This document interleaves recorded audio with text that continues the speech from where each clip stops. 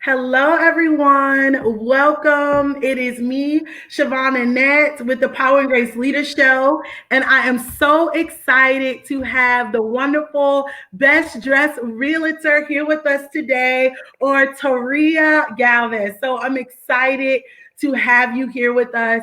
You are a woman doing incredible and wonderful, wonderful things. And so I'm really excited just to have you up here to interview you and ask you questions. I just know that there are going to be different questions that pop in here. So I want to Yes. let you all know, as you all are coming in, that you can ask questions as we go through this interview. And I also will be asking various questions, of course. So just make sure you tune in and get your questions ready, and we'll be able to share them right here with Taria live. Korea. Yes. So my first question for you is, when did your passion for real estate begin? Honestly, probably when I was little, subconsciously, because I grew up in a home. I didn't live in an apartment until I was an adult. So my parents always had multiple homes. And one of my youngest memories is when my parents moved from Marcella Street. I'm from Boston. When they moved from Marcella Street, that house, and they moved to Stonehurst, shout out to Boston. And it was a big house. It was a 5 bedroom, 3,000 square foot finished basement. Wow. And one of my youngest memories is the little tricycle, the yellow and red tricycle. I just remember riding it through the first floor because it was just open, so much space to move the Wow. furniture in. And I think from there, it kind of, the passion kind of started because that's all I knew. And then as I became an adult, um, basically, this is a story. I love telling this story too because people be so surprised of what made me want to become a realtor as an adult was Lisa Ray on Single Ladies. Yes, Wow. that show she was on with Stacey Dash. She was a realtor, and I remember her always popping in Stacey Dash's boutique, and she always used to be fly, and she drove the Maserati, and it just seemed like she hardly worked, but she always made a lot of money. Right. And she was always fly, and I could appreciate that since I like fashion. I could appreciate that. So that kind of sparked a little interest in my head, like maybe I need to do this. But of course, that was when I was in my early 20s, and in my early 20s, I just wanted to play. I wasn't about my business back then. I was more of just doing my thing. So the timing wasn't right. And then I saw Lisa Wu on the Real Housewives of Atlanta. She was married to Ed something. He was a football player, and she was a real estate agent, and she was always fly, showing beautiful houses. So then that just kind of got the wheels running in my mind. I'm like, okay, one day I'm going to do this, and I'm going to be just Yeah. as fly as them, showing beautiful homes. And when the timing became right in my life, I jumped on it and never looked back. Wow, that is so amazing. Yep. And that is a surprise story. That is definitely a surprise story, but that's Yes. so cool because Yeah. it also basically also made you look beyond where you were, Right. and not even just being a base, I wouldn't say a basic realtor, but you want far beyond maybe where you started as a realtor, right? Right. Based on Right. seeing what they did. And Yeah. so that probably helped you set goals Yes. because you saw them doing it. So that's really amazing. Yes. Yes. And one of the parts definitely was, like I said, it was their fashion. Like they were always just super fly and just going here and going there. And that me that I love fashion. I worked in retail for over 10 years. So I just loved how they incorporated that part into it and just made it look fun. That's so Yep. cool. So that explains the best dressed realtor. Yep. I Just love combining some of my that. loves. Yeah. Yep. Yes, that is amazing.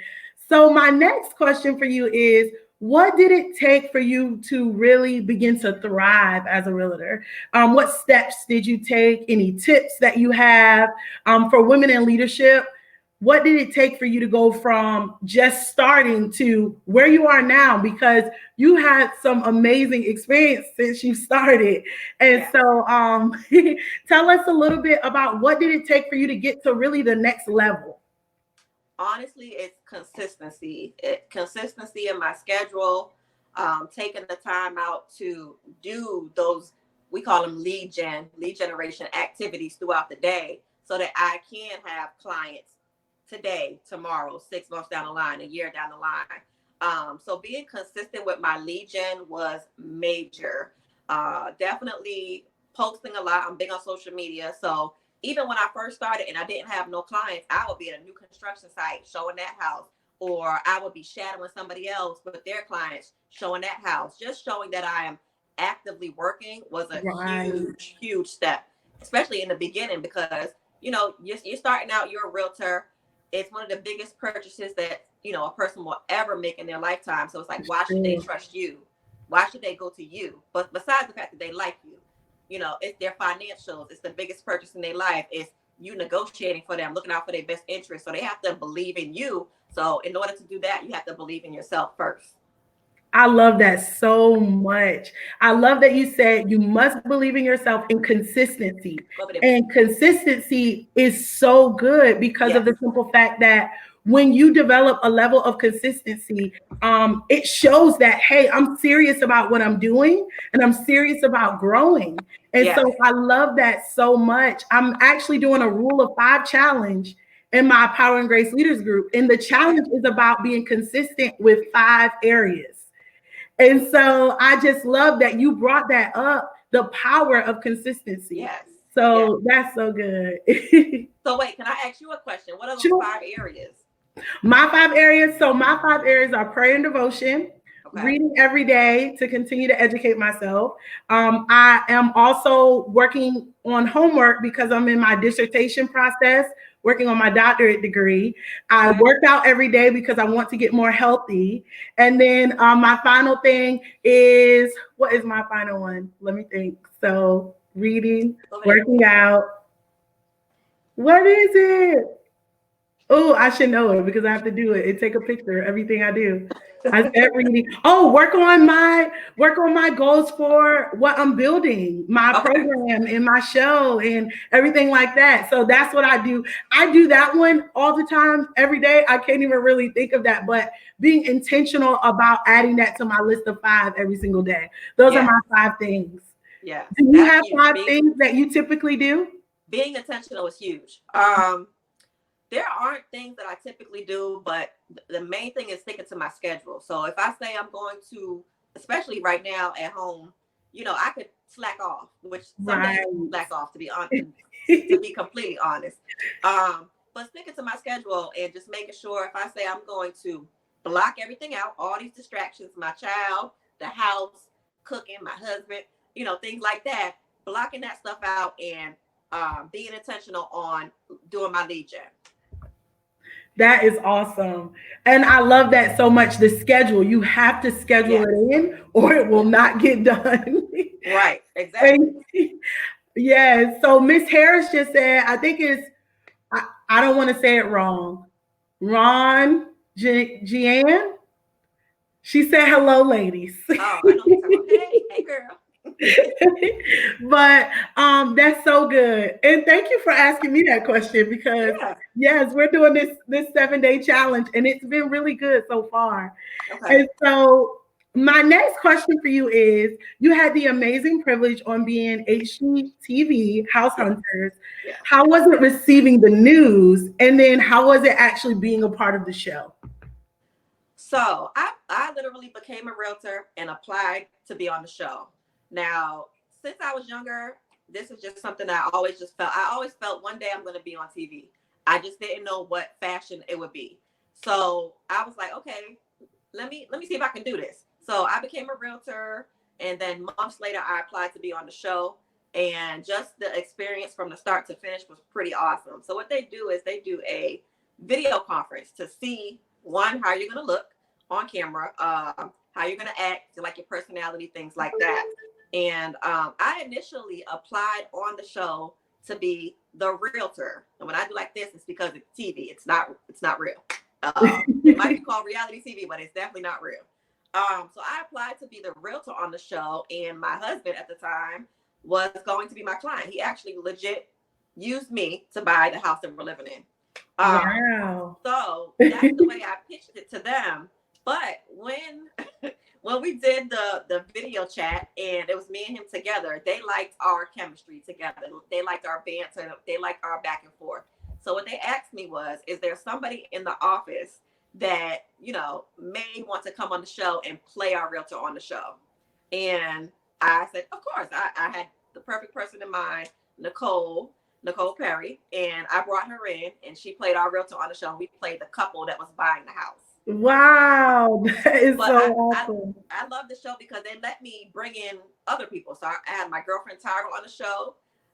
They actually let me showcase that I had just became a realtor. So I really, really appreciated that. So Wow. there was a part where I was walking through the house with my good friend Tyra acting like I'm showing her a house. And they also let me bring in Deborah and at Now You're Cooking on Battlefield Boulevard. And we did a little segment there where we were like taking a cooking class. So they allowed me to showcase some things locally, which was pretty cool. That is Yeah. awesome. That's so wonderful that you even had the heart to bring other people on. Oh yeah. Look, That shows your heart.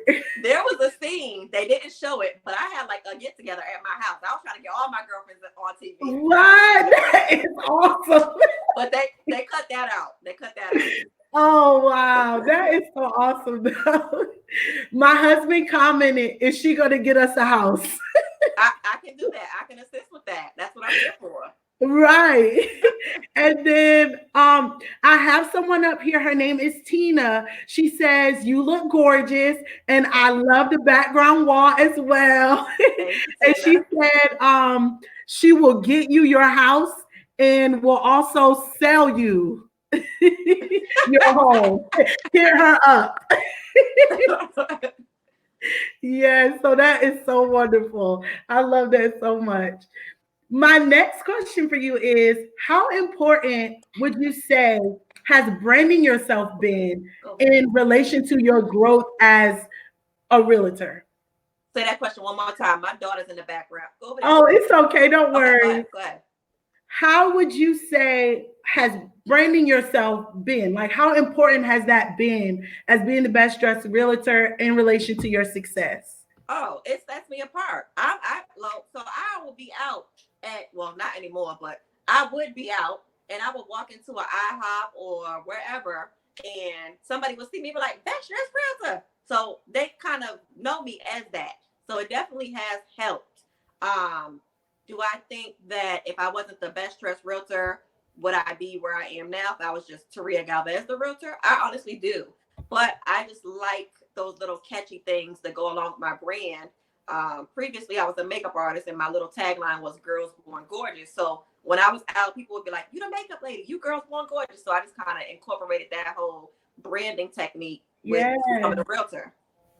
That is awesome. Yeah. And I remember seeing all your beautiful pictures of you Yes. doing makeup at weddings Yeah. and different things like that. I remember that.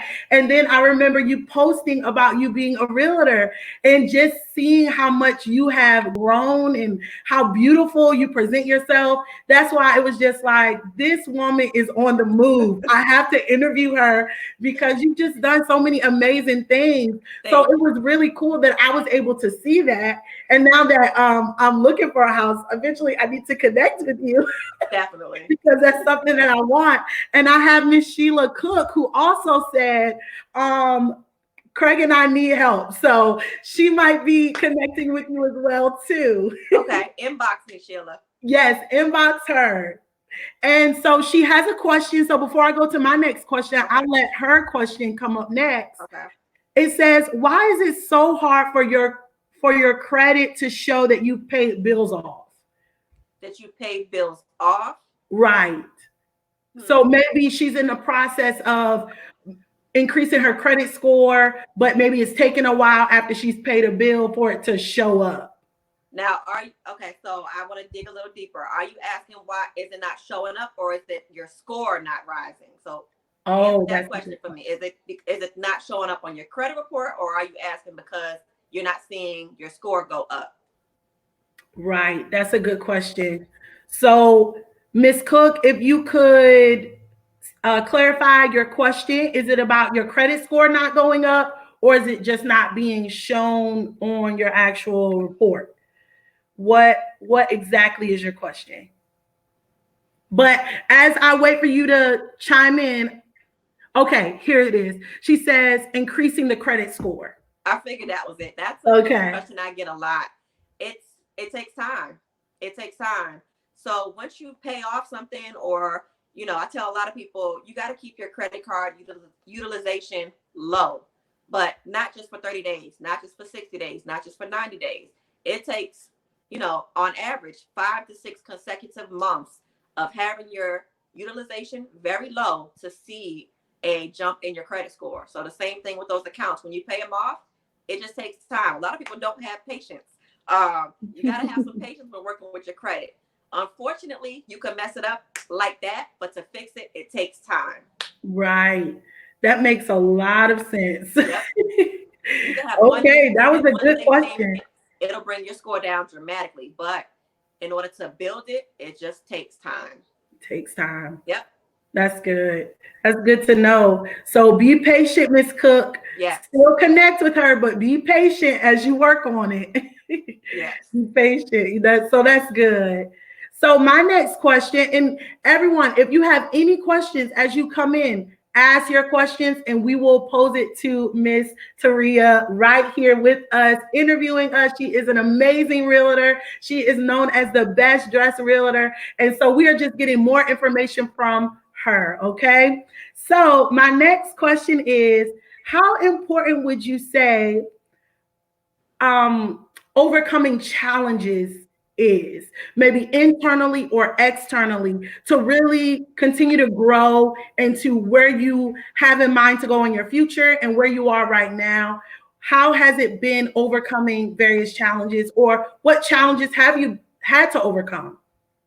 So in the beginning, the main challenge for me was mindset. Just having my mindset to work my business as a business. And then it goes back to consistency again, to jump into this. And then it's like, okay, I'm working for myself, but I also have to be consistent and know that there's an end goal in mind. And in order to get there, that I have to be very disciplined, because Right. you're working for yourself. There's no boss looking over you, looking over my desk like, are you working? No, Right. it's me. So getting my mindset right was the main thing in the beginning. And sometimes I still struggle with it in regards to what I think I can do, what I think I can't do, what I'm comfortable with, what I'm not comfortable with. But I do like to push myself out of my comfort zone so that I can grow. So I'm one of those people I will try anything. Like, I will try anything once to see if I succeed. And if I do fail, I don't look at it as a failure. I look at it as an attempt that I tried. At least I tried to do it. That's so Yep. good. Yeah, I love that so much. Mindset is very important. And Yes. I'm a teacher by my career profession. And we always try to instill in students a mindset that even in your hardest and toughest courses, if you can just believe that you can do it, Yes. you're going to see change, growth, and progress. And so that's so good that you were able to carry that into you being your own boss, right? And that Yes. can be challenging, creating that discipline and that consistency. Yep. And so, all of you who are women in whatever area that you are and you're leading, you have to know, yep, your discipline and your consistency is how you're going to make growth and progress, and Mm-hmm. you can do it. So that's awesome. Yep. And treat your Um, business like a business. So structure it the right way. That is that's good. major. Structure it the right way so that you can, have those tax deductions and, make your money work for you the right way, pretty much. I love that. That's Yep. so true. So Miss Cook has another question. Okay. Thank you, Miss Cook, for your questions. So she said, does she need a credit card basically because they don't have any credit cards? Yes. Get Okay. one secure credit card. If it's you and your husband, each of y'all get one secure credit card. And what I tell people to do, it's really, really easy. Who doesn't have Netflix? Link it to your Netflix and use it for that and that only. That'll keep your utilization rate under 10%, which is awesome. Do that for 6 consecutive months. You'll see a nice rating in your score around the 6 month mark. Oh, I love that. That is a Yep. great tip Yep. because I've heard about getting the credit card and Yes. keeping it low. Yes. And you think, well, what am I going to buy in the world that we live in today? Exactly. It's kind of like you Nothing. set it and forget it. Link it to that Netflix account and do not touch it again. Right. Yep. Wow, that's really good. That's really good. So, my next question, she said, thank you, by the way. You're My welcome. next question is, what would you say are some initial steps for someone who is interested in being a homeowner? Okay, so first step, contact me. That'll be the first step. I know Major that's key. right. Contact me. And from there, I'm going to ask you, some pre-qualification questions. And, from there, I will put you in touch with a lender that best will suit your needs on what you're looking for. And that lender is going to give you pretty much, they're going to repair your credit for free.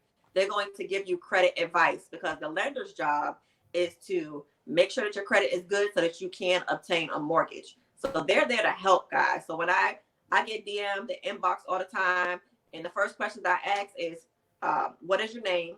What is your number? What is your email? And then we'll chat for a few minutes, and then I'll send them to a lender so that that lender can go ahead and take a look at their entire financial picture and let them know, hey, do A, B, C, and in 6 months, 8 months, maybe 2 months, you'll be good to go. I love that. All right. So first step is contact you. All right, you all you Yes. heard it here. Make sure if you're thinking about it like my husband and I, we need to contact. So I have someone here, Chelsea, who said, Tiara helped me get financing and find a house in less than 5 days. Whoa, that is incredible. Uh-huh. That is incredible. Now, that is a good comment right there. If Yeah. you had Yeah. any doubts, Chelsea just let us know. No need to doubt. Connect with Taria. I love that so much. Yes. So, my next question for you is, what are some things to avoid doing during the search? Okay, so during the search, you don't want to change jobs. Okay, that is major. You do not want to change jobs. So stay at that job that you're at. Another thing is no big purchases. So unfortunately, I speak to a lot of people and they contact me after they just bought a car and then they want to buy Oh, a house. But what they fail to realize is they just increased their debt to income ratio. So whatever that monthly payment is, $4, $5, $6, $7, $800, that it now is going to count against your monthly debt to income ratio. So you just decrease your buying power essentially. wow. So no big purchases. And lenders, they always want to see pretty what we call seasoned money. So don't do any cash deposits in your bank accounts. They want to see at least from 60 days out that there haven't been any cash deposits. So they want to see that money is sitting in there waiting for you for that down payment for your closing costs and things like that. Okay, that's good to know. I had no idea about that either. Because I think in the mind of people, sometimes they think get a new house, new car, or new car and a new house. Mm-hmm, So mm-hmm. that makes sense. That debt to income ratio Yes, is not something that maybe someone who's looking to buy a house would think of. So that's exactly. really good. Now you can get both, but get that house first. Okay, that makes sense. So Yep. get the house first. Get the house Yeah. first. And I mean, I think someone would rather have a brand new, a new house before the new car. So get the car Right. later. So if you're thinking about both, get the house first. Yes. That's Yes. good.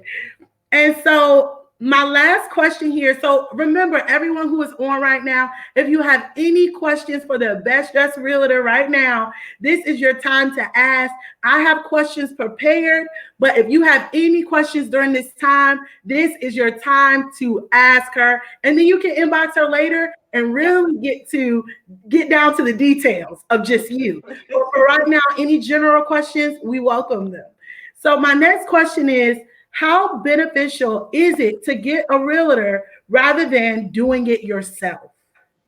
Very beneficial. So, in regards to the buyer side, we have access to all of the homes that are active on the market that's going to fit your criteria. So instead of you going on these different sites, Realtor, Zillow, all the other sites, where that data is actually not in real time, you will hit the number, and actually on the other end is an agent that's going to hound you. So don't do that. That's number one. Don't do that. And you're going to look up those homes, and a lot of them are already sold. A lot of them are already under contract, or just not fitting your criteria. There may be a short sale. There may be a foreclosure. So basically, as your realtor, as the buyer's agent, we're able to send you homes that one, fit your criteria, and two, are actually active on the market. So they're not under contract already. They're not a short sale or things like that. On the selling side, a lot of for sale by owners actually end up going with the realtor. So I think it's like 87% or 90% of for sale by owners after a certain amount of weeks end up hiring a realtor. Oh, And that's for wow. multiple reasons. The forms that you guys have to fill out, understanding the paperwork. Realtors will get you more bang for your buck in regards to knowing what your true market value is. You might see your neighbor that sold across the street 2 years ago, like, well, my neighbor sold that house for 500,000 2 years ago. Well, guess what?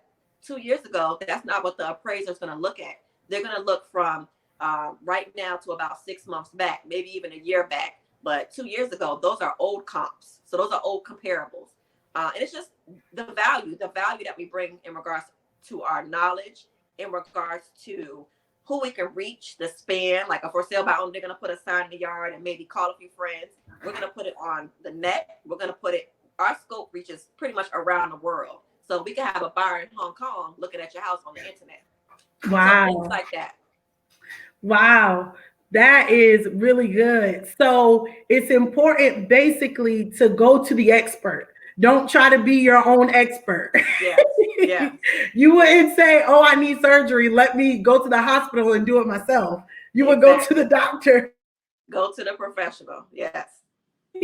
So I love that so much. Go to the expert because they're going to get the most you can get basically with maybe the price that you have Mm-hmm. basically been approved for and different things like that, and so many other factors that go into it that you don't want to maybe even get gypped or Right. you know. Like, the average consumer does not know how to negotiate a contract. The average consumer doesn't know what items to pick out on a home inspection report. Like, we're there to guide you. So take Right. advantage of that.